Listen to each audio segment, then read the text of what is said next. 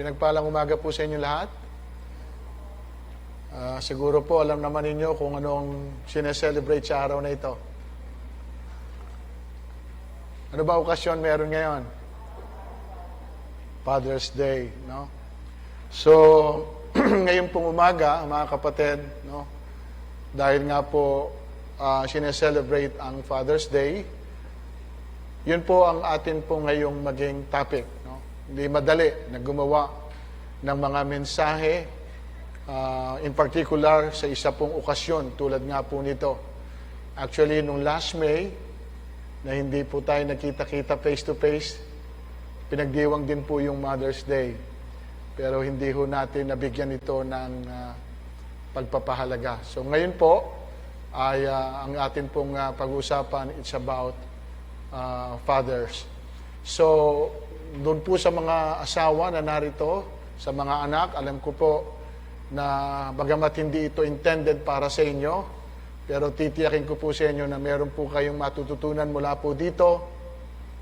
And through you, pwede po ninyong sabihin sa inyo pong mga asawa na ama ng inyong mga anak kung ano po yung mensahe ng atin pong Diyos na ipaabot po sa umagang ito sa bawat isa po sa atin. So tayo po ay minsan pa humingi ng patnubay at gabay sa ating Diyos. Ama, salamat muli sa umagang ito sapagkat meron na naman kaming pagkakataon hindi lamang makasamba sa iyo, kundi Panginoong pribilehiyo na makarinig din ng mga salita na nanggagaling po sa inyo. Pagpalain mo, Panginoon, ang mensahe mong ito, dalhin mo ito ng maliwanag, may kapangyarihan sa puso ng bawat isa po sa amin, especially ng mga ama ng tahanan. Pagpalain mo, Panginoon, ang bawat isa at nawa, Panginoon, ay sa pamamagitan nito ay makita po namin kung ano po yung layunin mo sa amin bilang mga tatay o ama ng tahanan. Salamat po. Sa iyo po namin entrust ang lahat ng bagay. We thank you and we bless you, O God. Ito po aming samot dalangin sa pangalan po ng aming Panginoong Yesus. Amen and Amen. Mga kapatid, hindi po lahat ng ama ay iisa ang layunin o pangarap para po sa kanyang pamilya o sa kanya pong mga anak. At bakit po hindi? Kasi iba-iba po kasi ang ating pong mga upbringing. Hindi po tayo pare-parehas ng kinalakihan. Kung paano po tayo pinalaki, kung paano po minulat tayo sa buhay, at kung paano po yung manner ng kanilang pamumuhay. Minsan, yun din po kasi ang nagagawa po nila doon po sa kanilang mga anak o maging sa kanyang pamilya kung ano po yung nakalakihan po nila. At yung iba naman po, kahit po gusto po nila na maging maayos, yung pong pamilya po nila, dahil nga po sa kawalan, o probably dahil nga po sa kahirapan, ay hindi po nila itong magawa. No? At ito naman minsan yung nagiging katuwiran ng iba. Kasi kahit ano gawin ko, paano? Wala nga akong magawa. So, hindi raman daw po nila gusto rin yung ganong klase ng pamilya. Pero ang alam ko bilang isang ama, no? Ikaw yung mas inaasahan nila. Sa iyo sila nakadepende kung anong gusto mo para sa kanila at kung kung saan mo sila nais na madala. Kaya po, ang tanong ko ngayon sa mensahe po natin ay pinamagatan ko pong, anong klase kang ama? Anong klase kang ama? Ito po ay maririnig po ninyo sa isang asawa na hindi na po makatiis probably dun sa trato ng ama sa kanyang mga anak. At minsan nga po ay nakapagsasalita sila sa kanilang asawa dahil nasasaktan sila sa nakikita nila na nangyayari sa kanilang mga anak. At ito po yung word, anong klase kang ama? At minsan po, ang mga nagbibigay naman ng kanilang mga nararamdaman ay ang mga anak dahil hindi na rin sila makatiis probably sa trato ng kanilang ama sa kanila. At dahil nga po, hindi na po nila makimkim ito at bigla na lamang pong lalabas. At masasabi rin po nila ito sa kanilang tatay, anong klase kang ama. Pero ngayon pong umaga, mga kapatid, ay meron po akong 3 karakter na sasabihin po sa inyo, na isi-share ko sa inyo, and I pray to God, nawa, ay matulad po tayo sa kanila. Kung anong klase silang Ama. And somehow through them, ay meron po tayong matututunan. At kung tayo po ngayon, sa atin pong kasalukuyan, ay nabigo po tayo, na ganun nga yung gawin natin sa pamilya po natin, hindi pa naman po huli lahat. Meron pa naman pong pagkakataon na ito po ay maitama kung may mali tayo pong nagagawa. Dala po ng atin pong mga kahinaan bilang isang ama ng tahanan. So ngayon po, kaya po ang title ko, anong klase kang ama? So, tulad po ba tayo ni Joshua bilang isang ama? Tulad po ba tayo ni Joshua bilang isang ama? Ang sabi po sa Joshua, tingnan niyo po ito, kung bakit ko po siya ang ginamit na example. Ngunit ako at ang aking angkan ay kay Yahweh lamang maglilingkod. But as for me and my household, we will serve the Lord. So kita niyo po mga kapatid, no?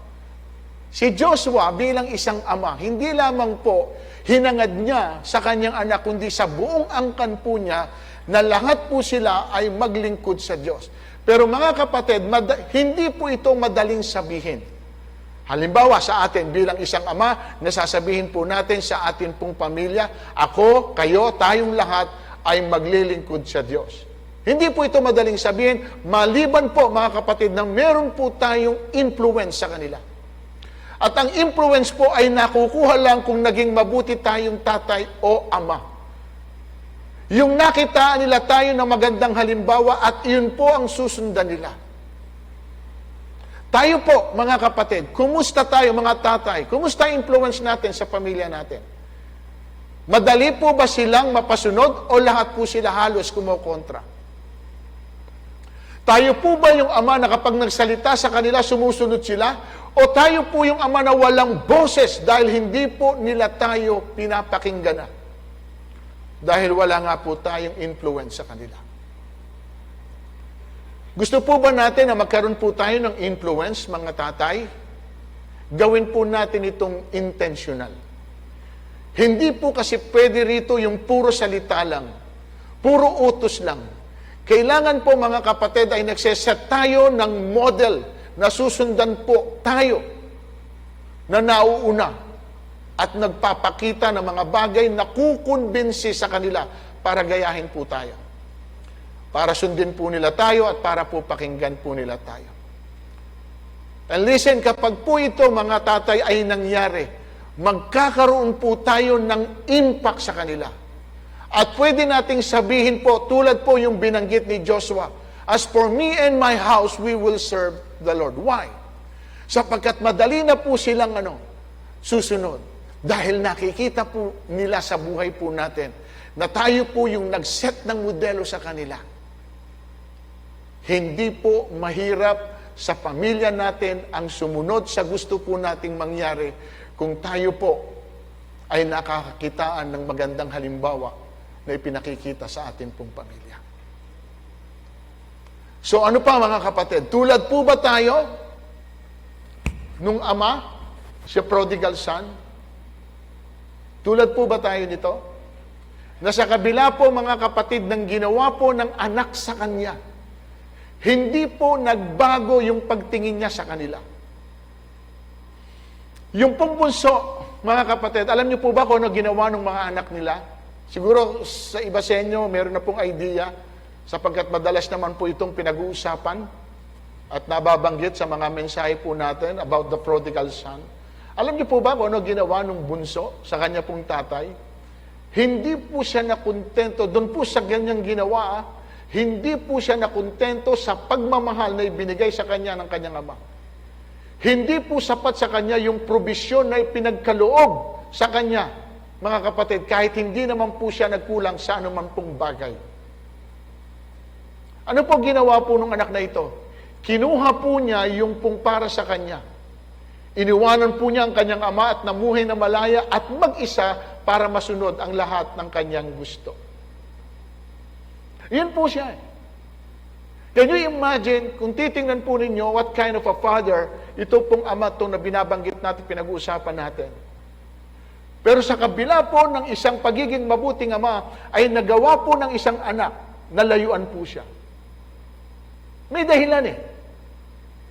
At minsan hindi na po sa side ng kanyang tatay, kundi sa atin pong mga personal na gusto na mangyari sa atin pong mga buhay. What about po yung panganay? The eldest son. Kasi nakapokus minsan po sa istoryang ito, lagi nakapokus po doon sa prodigal son. Pero nasa-set aside po natin yung pong panganay na kung titingnan po natin ay mas worse kaysa sa dun sa bunso. Yung panganay po, tingnan nyo po kung paano naman po ang kanyang trato sa kanyang tatay. Sa Lucas 15:29, tingnan nyo nakalagay. Ngunit sinabi nito, pinaglingkuran ko po kayo sa loob ng maraming taon at kailanman hindi ko kayo sinuway. Ngunit ni minsan hindi nyo ako binigyan ng kahit isang bisirong kambing para magkatuwaan kami ng aking mga kaibigan. Yun po yung kanya pong sentimiento sa kanyang ama. Ang tingin niya kasi sa kanyang sarili, mga kapatid, doon sa panganay, isa po siyang servant. Katulong na kailangan maglingkod ng buong buhay po niya. At ang tatay naman po niya, mga kapatid, sa tatay niya, ang tingin po niya isang amo na kailangan siyang laging sumunod. Kita niyo po? Minsan po kasi meron tayong tinatawag na wrong perception. Minsan po kasi meron tayong mga anak na binibigyan po ng meaning ang lahat po ng bagay. Kahit hindi naman po talaga nila alam kung ano ang tunay na nasa sa loob ng kanilang mga tatay. Tulad po nitong panganay na ito, tingnan niyo po, mali po yung kanya pong palagay. Na parang hindi po siya pwedeng gumawa ng isang bagay na hindi po ito kailangan na ipaalam. There's nothing wrong with that, na sabihin mo sa tatay mo, pero kailangan po na magsabi ka. Hindi naman siya nagsabi rito na, tay, gusto kong magpatay ng kambing. Hindi po niya ito ginawa. So, paano mo ngayon malalaman na ang tatay mo ay magiging maramot sa iyo sa bagay na hihingin mo? And as a matter of fact, sa totoo lang mga kapatid, hindi po maramot yung tatay. Bakit? The mere fact na hiningi ng bunso ang lahat ng kanyang mana. At kahit buhay pa siya, ay kinuha at binigay naman sa kanya. Hindi maramot po yung ama. Bagamat ito ay tumututol po mga kapatid, doon po sa prinsipyo na hindi natin pwedeng kunin ang mana natin bilang anak habang ang tatay natin ay buhay. Kung merong kamamanahin sa kanila. Hindi kasi proper po yun. Ang tama po kasi mga kapatid na pamamaraan, kapag wala na po ang inyong mga magulang, it's about time na bilang magkakapatid at mga anak, doon natin pag-usapan at paghatian kung ano man yung naiwan. Pero mahirap namang kunin mo agad yung para sa iyo na hindi pa nakikitang patay ang tatay o nanay mo. At dito mga kapatid, kinuha na po nung pong anak, bagamat buhay pa ang kanyang ama, at hindi naman po ito ipinagkait sa kanya. At doon mo makikita kung anong klaseng tatay po ito. This is what you want? Then have it.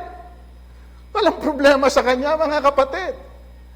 Pero meron pong maling pananaw minsan tayo na tayo po ng mga anak sa ating pong mga magulang, especially sa ating mga tatay, na akala po natin yung gusto lang po nila. At hindi po sila concerned doon sa gusto po natin. At tingnan niyo po mga kapatid, sa Lucas 15 verse 31, ano sabi po ng tatay? Sumagot ang ama, anak, lagi kitang kapiling, at lahat ng ari-arian ko'y sa'yo. Now, hindi niyo po napansin, ang tawag po niya doon sa panganay ay anak. Bakit? Dahil talaga naman siyang anak. Yun ang turing po ng ama.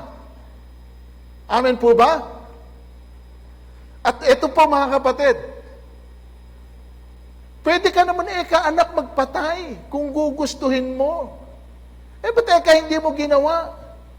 Kasi ang iniisip po, wala kang karapatan sa mga ari-arian ko. Nasubukan mo na ba? Yun nga minsan.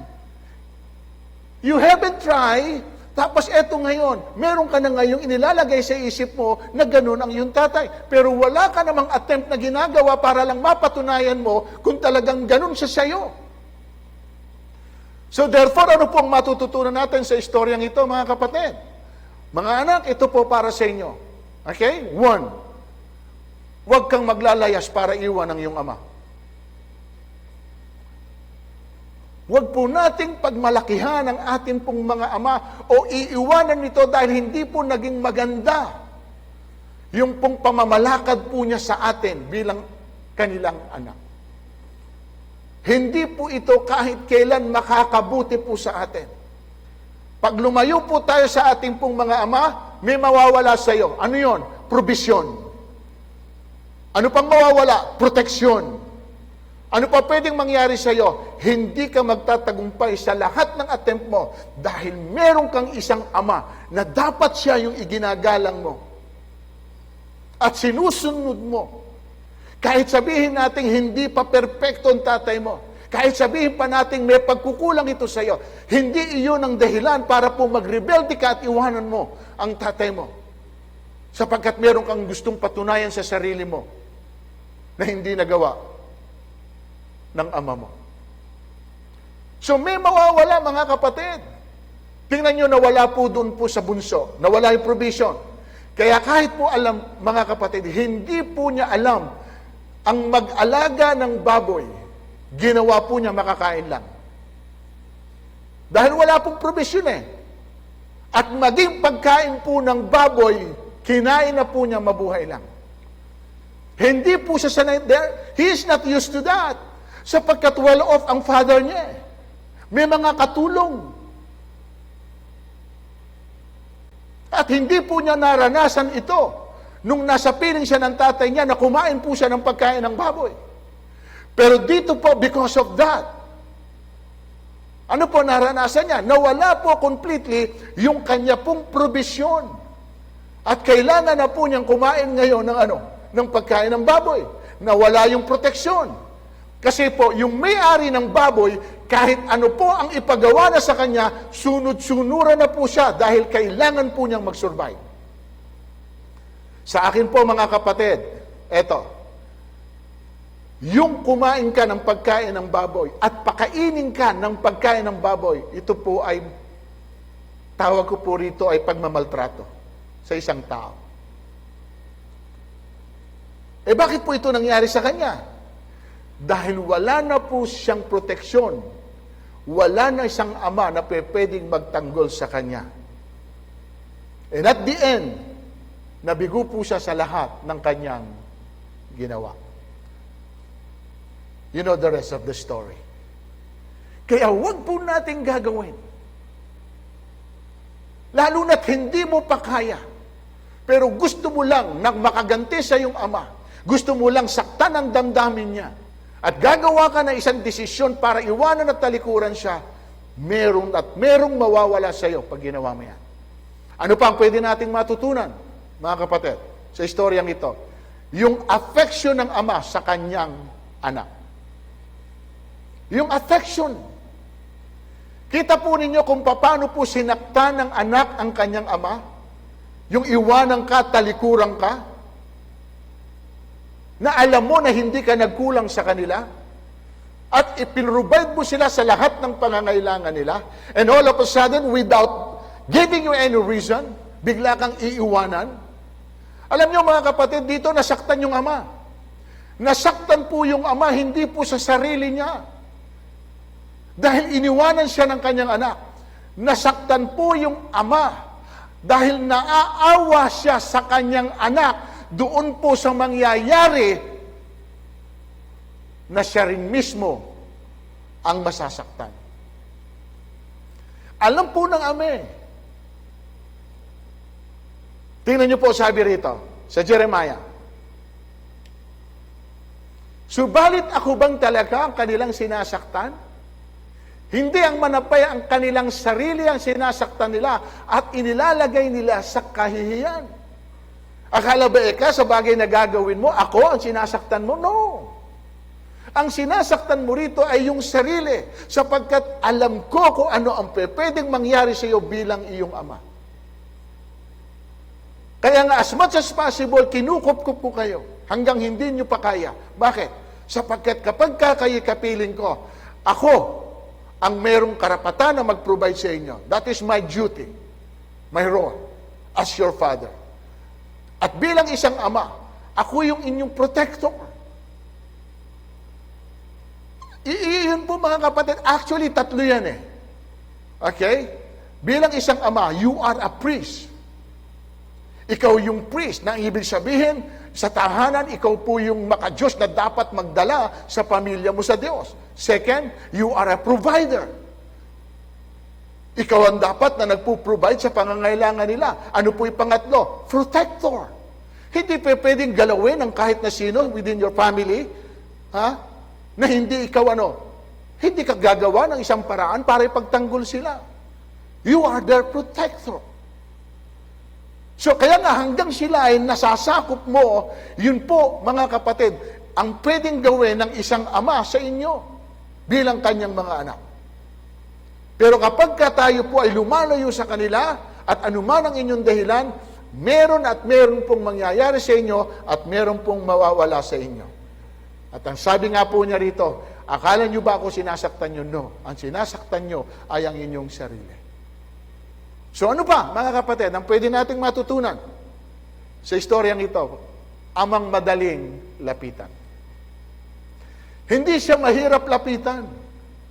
Ito minsan ang problema ng maraming mga anak. Mas gusto po nilang sabihin ang problema po nila sa iba more than sa kanilang ama. Tumatakbo po sila sa mga kaibigan po nila at minsan sa ibang tao na, pero hindi sa kanilang ama. Why? Dahil hindi po approachable ang kanilang ama. Yung iba nga, laging galit kung may sasabihin ka. Wala ka pang narinig sa sinasabi ng anak, may sinasagot na. Kaya po lumalayo tuloy ang loob ng mga anak niya. Samantalang mga kapatid, ang amang ito, winalanghiya na po siya ng kanyang mga anak, ng kanyang anak. Pero naroon pa rin po yung pagmamahal. Yung pong pangunawa. Umaasa pa rin po siya na isang araw babalik ang kanyang anak. At nung magbalik mga kapatid, ano ginawa ng ama? Sinalubong po siya. Niyakap kahit po amoy baboy ang anak niya. Hindi po siya sinumbatan sa maling desisyon na ginawa niya sa buhay. Wala po siyang panunumbat. Kahit po alam po ng ama na binaboy niya yung kanya pong buhay. Wala po tayong maririnig. Kahit basahin po ninyo yung istoryang ito.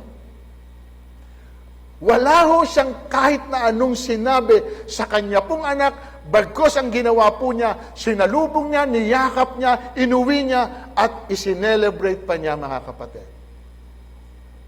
Tayo po ba bilang isang ama? Malapit po ba sila sa atin? O ang layo ng loob nila?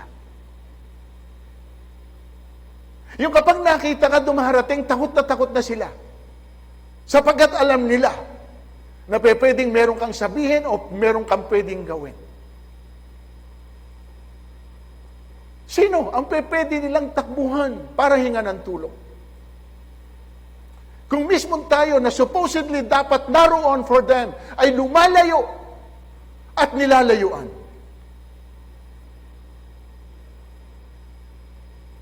Alam nyo, napakaganda rito. Kung mga bata pa ang anak ninyo, ibadi-badi nyo, especially mga lalaki, mga tatay. Yung hindi lang kayo itinuturing na isang ama, kundi kayo itinuturing na isang kaibigan sapagkat ganun din ang gusto nyong trato sa kanya. I am not just a father to you, but I am a friend to you. Isa akong kaibigan, anak. Ang relasyon natin hindi lamang bilang mag-ama. Kung hindi ka pwedeng lumapit sa akin bilang iyong tatay, pwede mo kong lapitan bilang isang kaibigan. At ang isang kaibigan, mga kapatid, ito, mostly doon natin nasasabi kung anong ating nasa sa loob. At kung ikaw ay isang kaibigan sa iyong anak, mas madali po siyang magsabi sa iyo. At hindi po siya mahihiya. Bakit? Sapagkat ganun ang tratuhan po ninyo. Do it. Huwag po tayong maging, alam kong mga nagtatrabaho po kayo, busy kayo sa maraming bagay, pero huwag naman po sana tayong maging absentee father, sapagkat ang isa pong anak, babae man o lalaki, ay naghahanap po ito ng father image.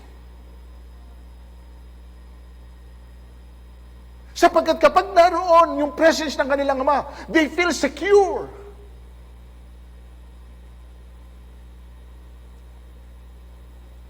Wala po silang takot. Alam nila na no matter what, kahit ano mangyari, lagi kang naroon for them. Yun ang yun ang masarap na maramdaman nila, na sila'y secure. Na hindi po sila sinasabing parang yung mga orphan na walang tumitingin at kumakalinga. Yun yung purpose kung bakit binigyan tayo ng mga anak. Hindi po layunin ng Diyos na binigyan tayo ng Panginoon ng mga anak. Tapos pagkatapos po nun ay parang aabandonin sila. At wala po silang matawag na ama. Napakaraming ganyang klase ng pamilya. And I'm so pity dun sa mga anak na lumaki na hindi po nakita kung sino ang tatay, na hindi nalaman kung sino ang ama. Hindi dahil namatay na. Yung iba namatay, yung iba iniwanan sila intentionally. And sad to say, nangyayari po ito, mga kapatid. Pero wag sana sa ating mga anak.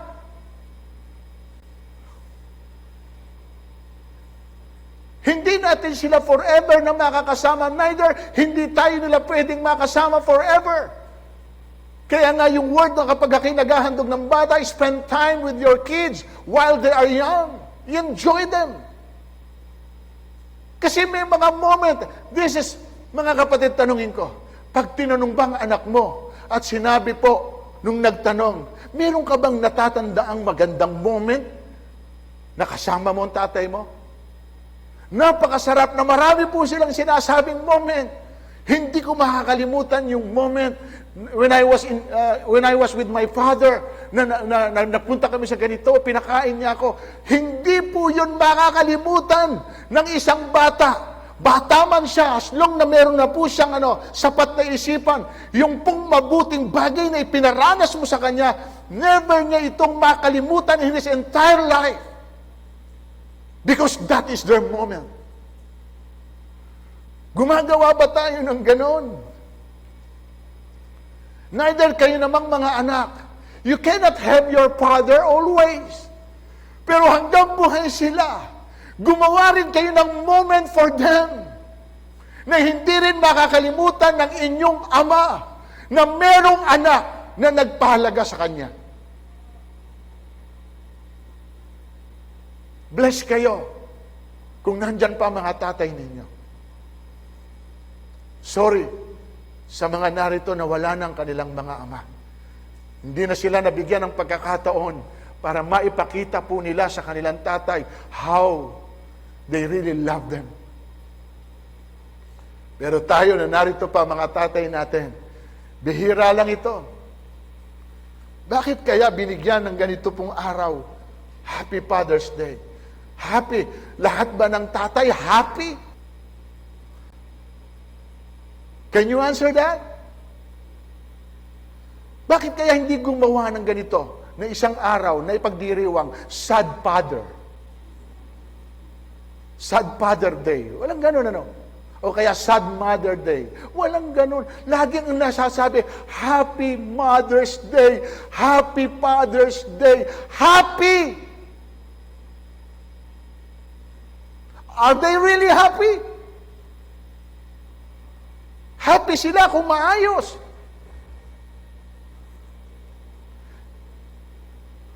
Ang lahat ng bagay. So in connection, dun po sa ating pinag-uusapan, hindi po ba ganyan din ang ibig po sa atin na mangyari ng ating Heavenly Father? Gusto po ng Panginoon na tayo rin ay kupkupin. Kaya nga doon sa word niya, tulad eka ng isang inahin, na gustong-gusto ko eka silang kupkupin at anuhan ang aking mga pakpak, ngunit ayaw eka nila. So we live on our own. Hindi rin po natin gusto na magpasakop kahit kanino. Yan po ay nung bago pa tayo makakilala sa Panginoon. Gusto po natin alam, walang kumukontrol. Yung walang pipigil doon sa bagay na gusto nating gawin. Hindi natin gusto na sinasaway tayo. Hindi natin gusto na may pumipigil sa atin doon sa gusto mong mangyari. Pero minsan hindi kasi natin alam bilang mga anak na hindi pala tama na yung ating ginagawa at meron pong isang ama o isang ina na nariyaan na siyang gumagabay sa atin, pero kapag tayo pinipigilan, nagre-react tayo sa kanilang mga sinasabi dahil iniisip natin hindi nyo kami maintindihan.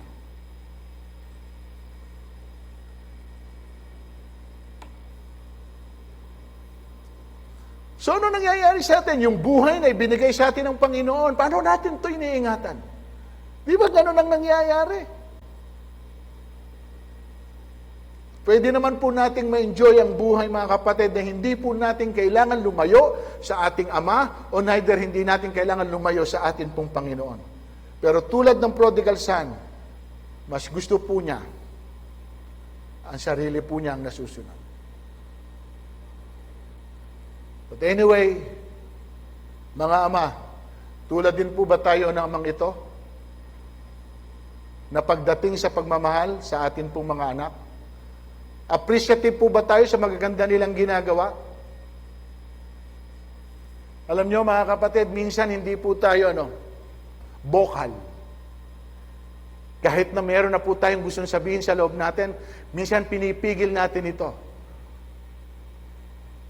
Kahit na meron tayong maganda na pwede namang sabihin. Alam nyo, walang mawawala sa inyo, tatay.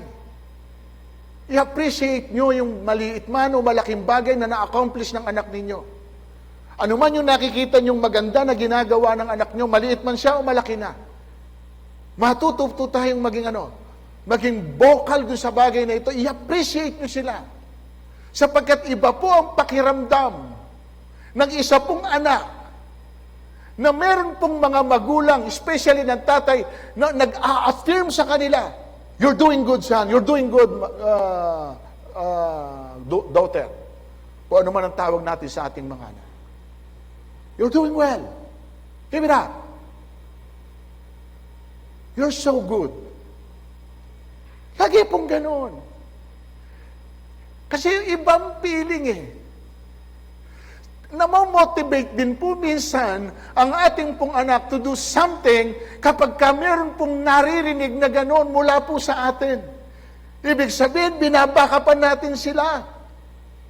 Hindi Kitang-kita mo na may mga achievement ang anak mo, marami nang na-accomplish ang anak mo, pero ayaw mong bitawan yung salita na bibitawan mo sapagkat parang pinipigil mo sa sarili mo. Alam na niya yun.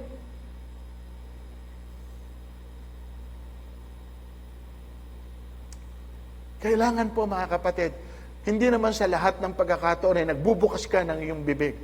Kung ikaw ay, this is the type of a person you are.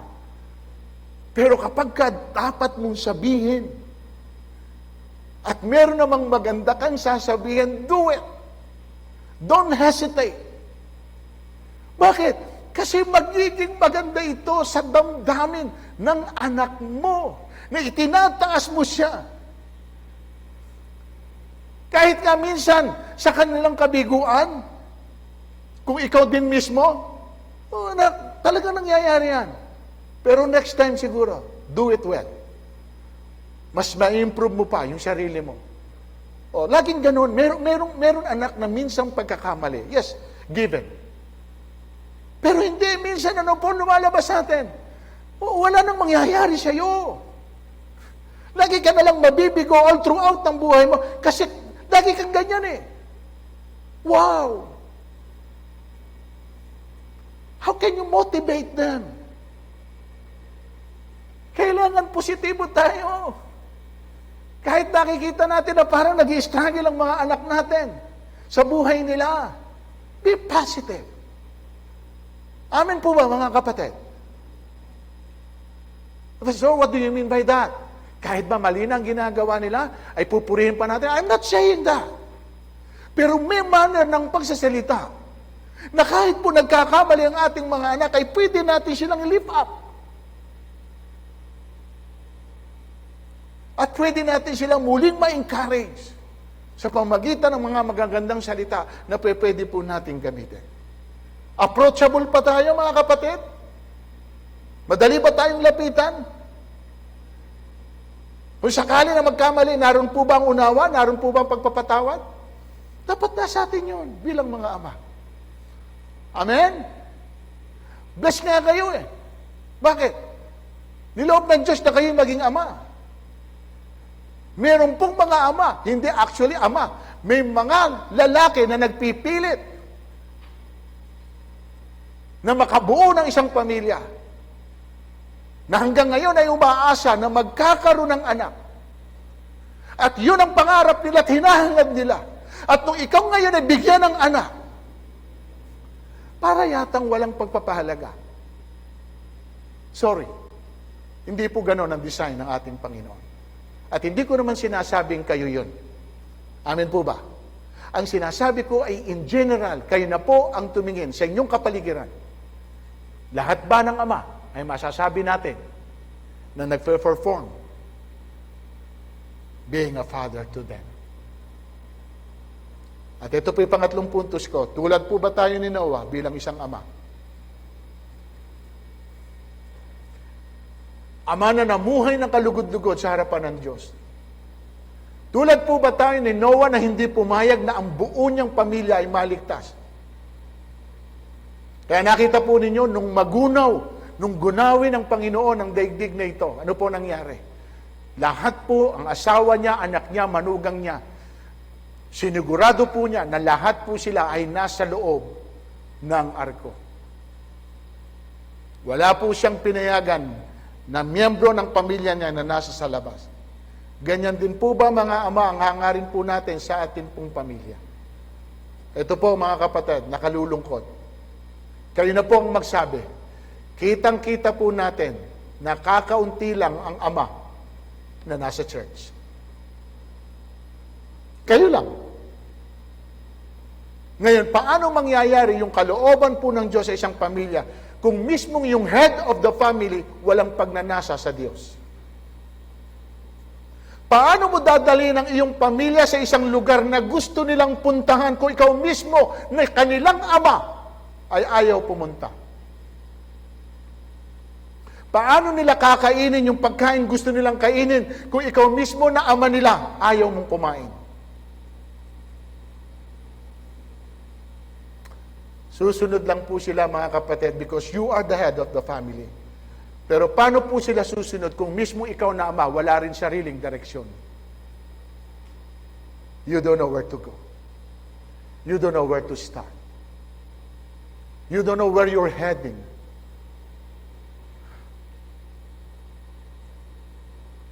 Mahirap.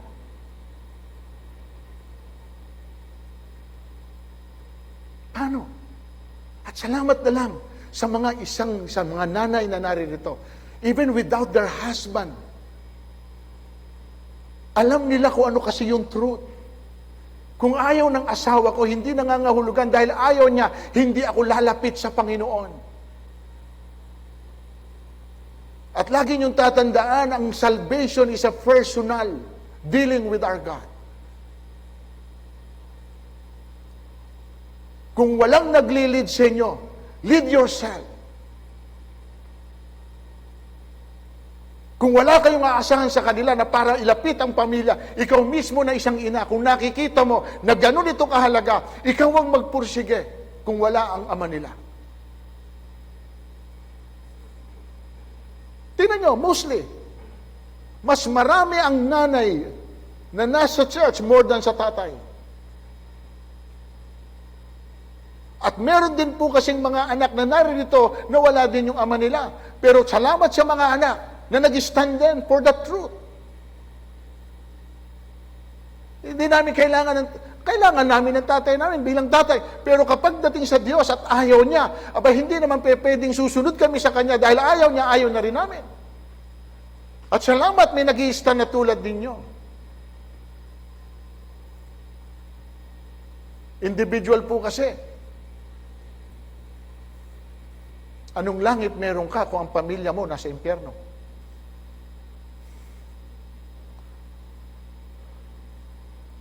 Yes, definitely.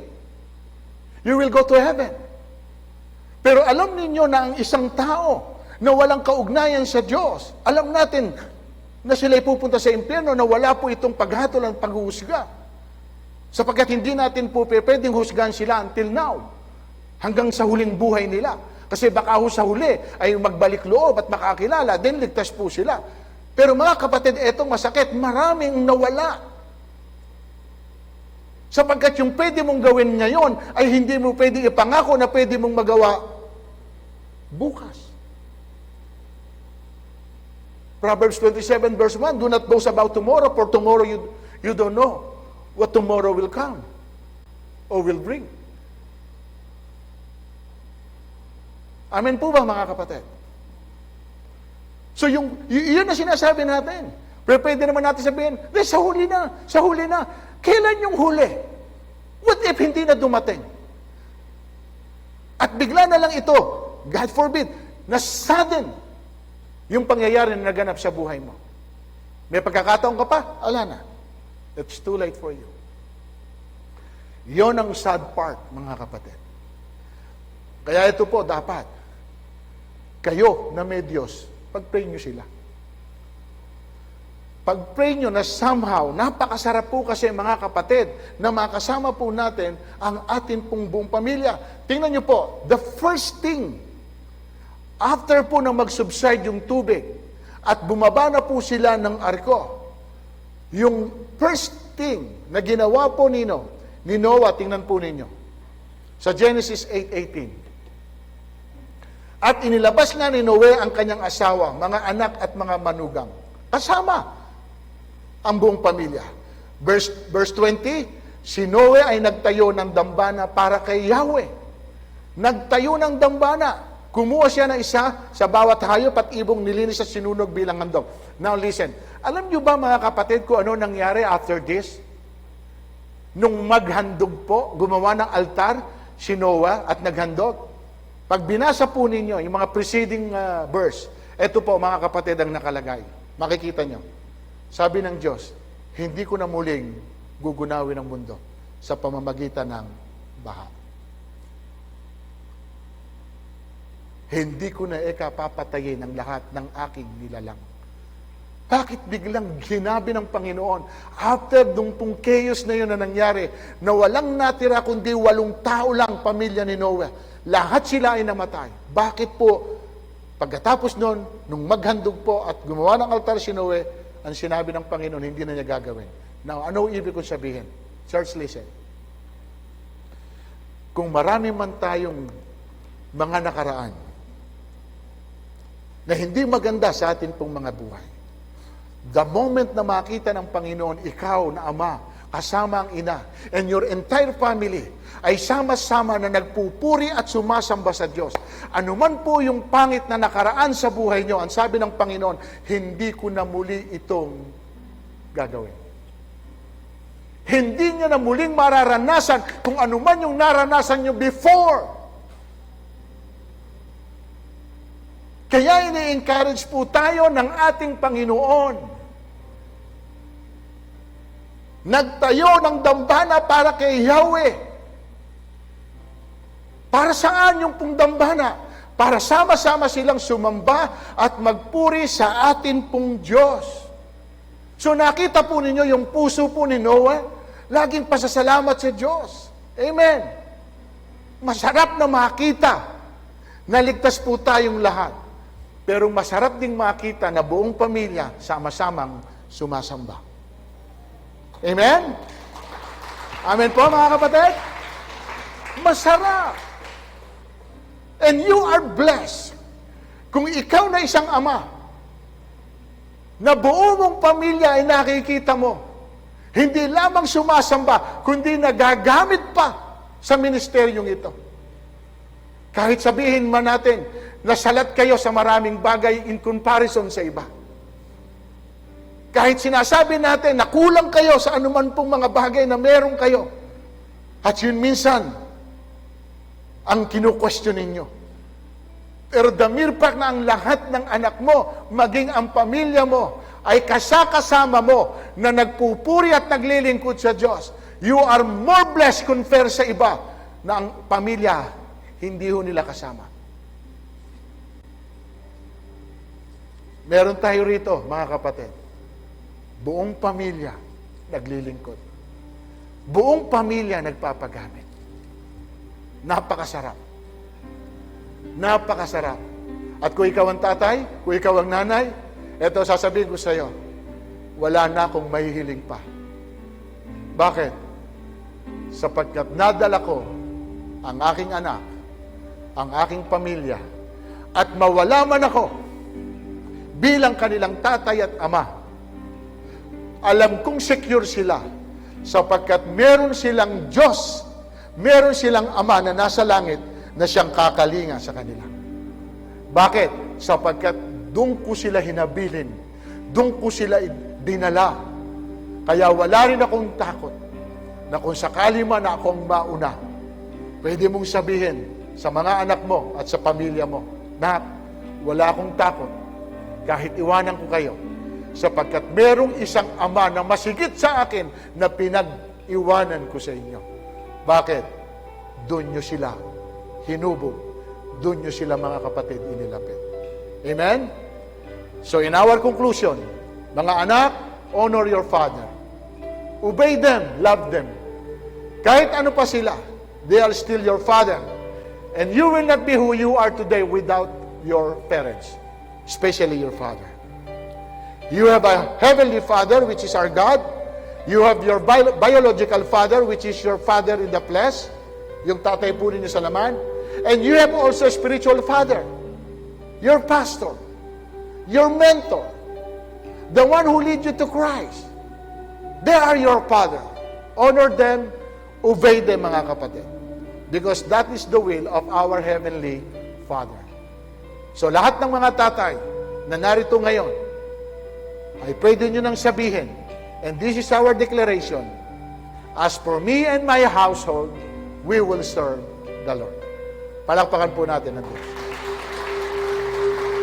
Lord, nagkakaisa po kami as we agree together, as you have said, Lord God, where 2 or 3 agree together, Panginoon, touching anything in your name, it shall be granted unto us. Tinataas po namin sa iyo ang mga amang ito. Salamat po sa buhay po nila. Salamat po, Panginoon o God, na sa kabila, O Diyos, na mahirap din ito para sa kanila. Sapagkat minsan po, Panginoon, may mga kaibigan sila, may mga kasama sila, kakilala sila, na pwedeng at their back pinagtatawanan po sila. Sapagkat wala pong, Panginoon o God, na naririnig sa kanila, kundi ang Diyos, puro Diyos. Lagi silang nasa church, sa halip na kasama nila na nagiinuman, nagkakasiyahan, pero narito po sila sa iyong tahanan, Panginoon, at hindi po ito naunawaan ng kanilang mga kasama at mga kabarkada, Panginoon. Pero Lord, salamat po sa mga tatay na ito na naninindigan, Panginoon, sapagkat alam nila kung ano ang kahalagahan ng bagay na ito para po, Panginoon, sa kanila pong buhay. Lord, dalangin ko, hindi lamang po mga tatay na ito, maging, Panginoon o God, yung mga ama na wala po rito, na narito ang asawa, na narito ang kanilang mga anak. Lord, dalangin ko, dumating ang isang araw na lahat din po sila ay lumapit po sa iyo, makakilala sa iyo, at maglingkod din po sa inyo. Salamat po, Panginoon o God. Ingatan mo ang mga tatay na ito. Huwag mong hayaan, Panginoon, mabigo sila sa kanila po, Panginoong intensyon para po mabigyan ng magandang kinabukasan ang lahat ng kanilang pamilya. Huwag niyo po silang pagbabaguhin, Panginoon o God. Huwag niyo po silang ilalayo sa inyo, O Diyos. Huwag po nilang gagawin talikuran, Panginoon, ang kanilang mga pamilyang ito, O Diyos. Lord, hinihiling ko, Panginoon o God, gaya ng amin po, Panginoong deklarasyon, as for me and my house, we will serve the Lord.